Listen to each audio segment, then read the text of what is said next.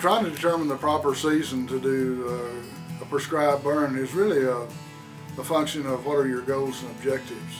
And what I mean by that is that, for example, let's say you've got a prickly pear problem and a juniper problem, and you're trying to use a fire that would have a major effect on these two noxious plant species. You really need an intense fire, hot fire, to do that. And so one of the best ways to do that is burn under dry, warm conditions. And a good season of the year to do that would be in the dry summertime. And that might be during a drought, but sometimes that's what's required to meet the goals and objectives of the landowner. That's what I call kind of a reclamation type burn. A lot of those burns are done on properties where they really haven't burned much before, but the juniper and the prickly pear have increased to the point that it's going to take that kind of burn to have a major effect on those plants.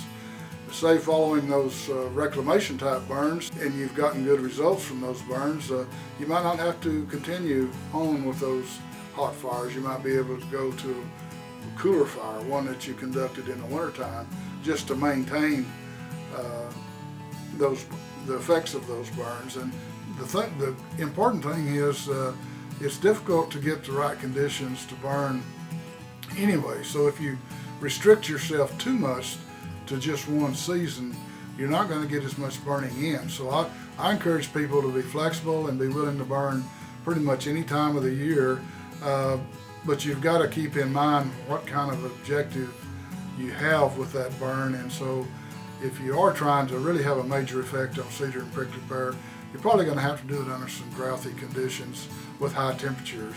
And then if it's just a follow-up burn where you're trying to maintain the effects of that burn or the effects of mechanical control or chemical or something, you might be able to get by with just a cooler burn that's maybe done in the wintertime or springtime.